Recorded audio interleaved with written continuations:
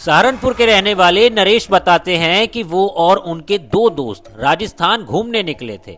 उन्हें लगा था कि ये सफर कुछ अच्छी यादें लेकर खत्म हो जाएगा, लेकिन जैसलमेर से लौटते समय कुलधार के पास उनकी कार अचानक बंद हो गई। रात गहराती गई, मदद नहीं आई और फिर रवि कार से कुछ दूर चला गया।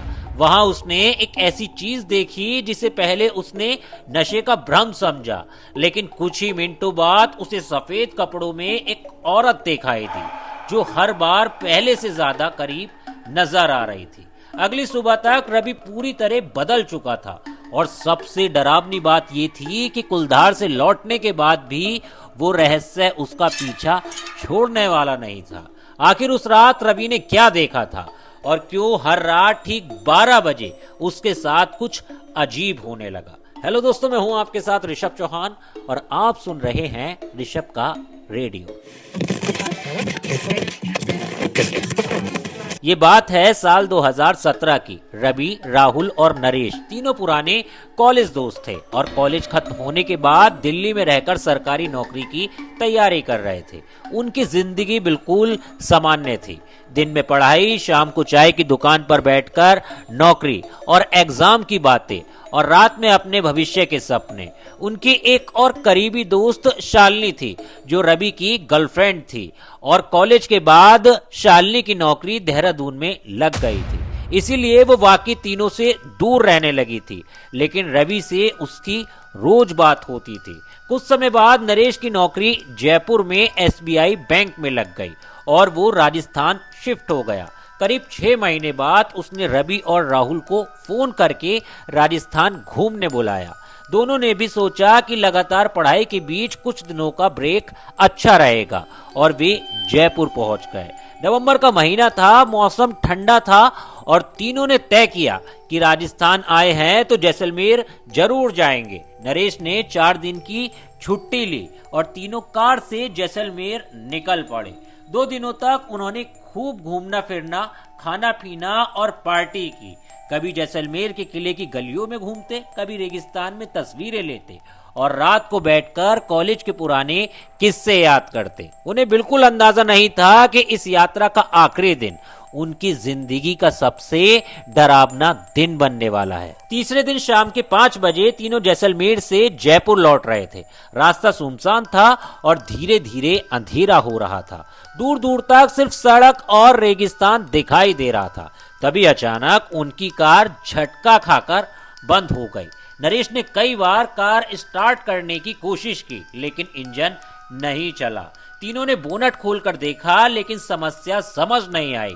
मोबाइल नेटवर्क भी ठीक से नहीं आ रहा था। तभी उन्हें पता चला कि वे कुलधार के पास हैं। कुलधार राजस्थान का एक वीराना गांव है जिसके बारे में कई रहस्यमयी कहानियां सुनाई जाती है। कहा जाता है कि सालों पहले रहने वाले लोग अचानक गांव छोड़कर चले गए थे और उसके बाद वो जगह वीरानी हो गई। कुछ लोग इसे सिर्फ इतिहास मानते हैं, जबकि कई स्थानीय कहानियों में इसे रहस्यमयी जगह बताया जाता है। कुलधार का नाम सुनते ही राहुल ने मजाक में कहा, अब बस भूतों का इंतजार है। तीनों हंस पड़े, लेकिन उन्हें क्या पता था कि कुछ घंटों बाद यही बात उन्हें मजाक नहीं लगेगी।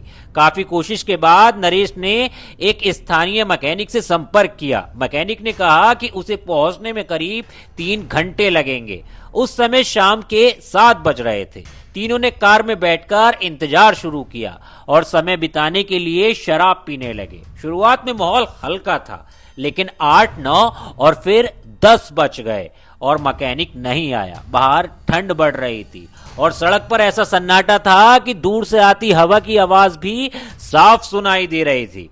आखिर उन्होंने तय किया कि जरूरत पड़ी तो सुबह तक कार में ही रुकेंगे। रात करीब 1 बजे रवि ने कहा कि उसे टॉयलेट जाना है। राहुल ने मजाक करते हुए कहा, ज्यादा दूर मत जाना, कुलधार की कोई आत्मा पकड़ ना ले। रवि हंसते हुए मोबाइल लेकर कार से थोड़ी दूर चला गया। अंधेरा इतना ज्यादा था कि मोबाइल की फ्लैश लाइट के बाहर कुछ साफ नहीं दिखाई दे रहा था। टॉयलेट करते समय अचानक उसकी नजर नीचे गई तो उसने देखा कि वो एक पुरानी मटकी के पास खड़ा है और मटकी आधी रेत में दबी हुई थी और उस पर काला कपड़ा बंध रहा था। रवि नशे में था, इसलिए उसने ज्यादा ध्यान नहीं दिया और वहां से थोड़ा हटकर सिगरेट पीने लगा। उसी समय उसने शालिनी को फोन किया। फोन पर बात करते करते उसे अचानक महसूस हुआ कि आसपास गर्म हवा घूम रही है, जबकि रात काफी ठंडी थी। उसने शालिनी को भी बताया कि यहाँ कुछ अजीब लग रहा है, लेकिन शालिनी ने सोचा कि उसने शराब पी रखी है और मजाक कर रहा है। तभी रवि को लगा जैसे किसी ने उसके कान के बिल्कुल पास कुछ फुसफुसाया हो। वो अचानक पीछे मुड़ा, लेकिन वहां कोई नहीं था। वो फिर से शालिनी से बात करने लगा, लेकिन थोड़ी देर बाद करीब 100 मीटर दूर उसे सफेद कपड़ों में एक महिला नजर आई। उसके लंबे बाल थे, लेकिन चेहरा साफ नहीं दिख रहा था। रवि ने मोबाइल की रोशनी उसकी ओर करके आवाज लगाई, मैडम आप ठीक हो? कोई जवाब नहीं आया।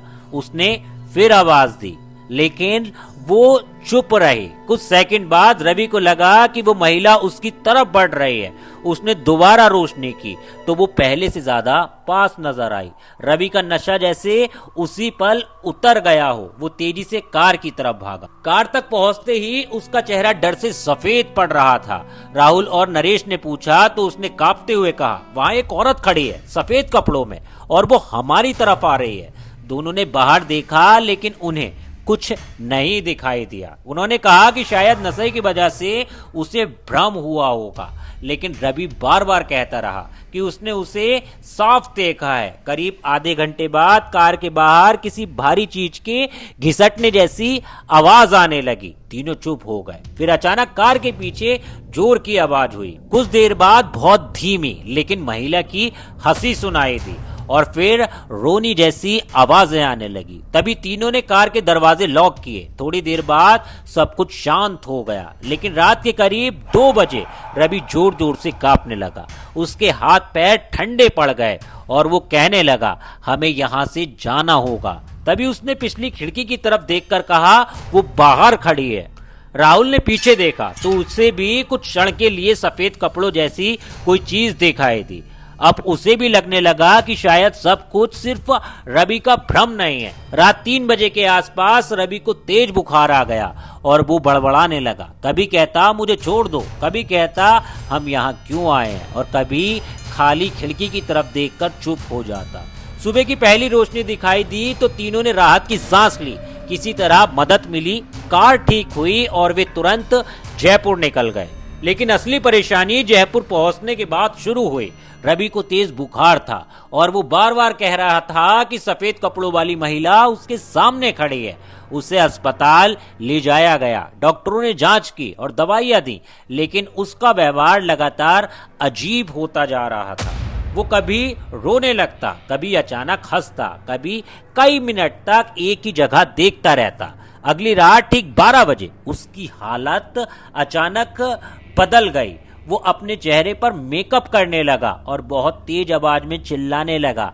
नरेश ने उसे रोकने की कोशिश की तो रवि ने उसका गला पकड़कर इतनी ताकत से धक्का दिया कि नरेश दूर जाकर गिर गया।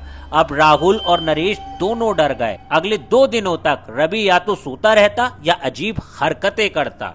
वो ठीक से खाना नहीं खाता और कभी मांस तो कभी मीठा खाने की मांग करता। आखिर नरेश ने पूरी बात शालिनी को बताई। शालिनी को तुरंत उस रात का फोन याद आया जब रवि ने उसे मटकी, गर्म हवा और अजीब फुसफुसाहट के बारे में बताया था।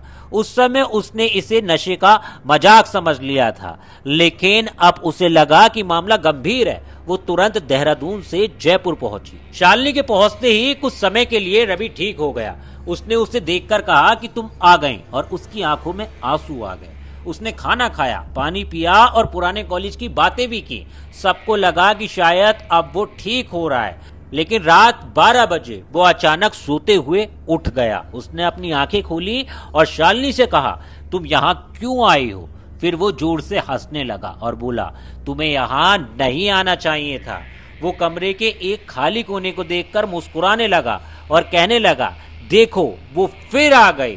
शालिनी ने पीछे देखा, लेकिन वहां कोई नहीं था। शालिनी भी समझ गई कि रवि पर किसी काले साए का असर है, क्योंकि उसके परिवार में पहले एक बार ऐसी घटना हो चुकी थी। वो तुरंत कमरे से बाहर गई और उसने नरेश और राहुल से कहा कि कल किसी हमें बाबा से बात करनी होगी। तभी कुछ ठीक हो सकता है। अगले दिन नरेश और राहुल ने कई लोगों से पूछताछ की और एक महाराज के पास पहुंचे। उन्होंने पूरी कहानी सुनी। कुलधार, मटकी, सफेद कपड़ों वाली औरत, रात की आवाजें और रवि का बदला हुआ व्यवहार। उन्होंने कुछ देर रवि को देखा और कहा कि उसे मेहंदीपुर बालाजी ले जाना चाहिए। साथ ही उन्होंने गंगा जल दिया और कहा कि रवि को अकेला ना छोड़ा जाए। परिवार को खबर दी गई और अगले दिन सब रवि को लेकर मेहंदीपुर बालाजी निकल पड़े। साथ ही उन्होंने गंगा जल दिया और कहा कि जब भी इसकी हालत बिगड़े ये गंगा जल इस पर छिड़क देना या फिर इसे पिला देना और रवि को अकेला मत छोड़ना। परिवार को खबर दी गई और अगले दिन सब रवि को लेकर मेहंदीपुर बालाजी के लिए निकल पड़े। रास्ते में रवि कभी शांत रहता, कभी बड़बड़ाता और कभी अचानक हंसने लगता। एक बार उसने शालिनी से कहा, तुम मुझे उससे बचा नहीं पाओगी। शालिनी ने पूछा, किससे? रवि ने खिड़की के बाहर देखते हुए कहा, मुझसे। मेहंदीपुर बालाजी पहुंचने के बाद जैसे ही उसे मंदिर की ओर ले जाया गया वो पीछे हटने लगा और जोर जोर से कहने लगा, मुझे वहां नहीं जाना। परिवार और दोस्तों ने उसे संभाला। वहां की धार्मिक मान्यताओं के अनुसार पूजा और प्रार्थना करवाई गई।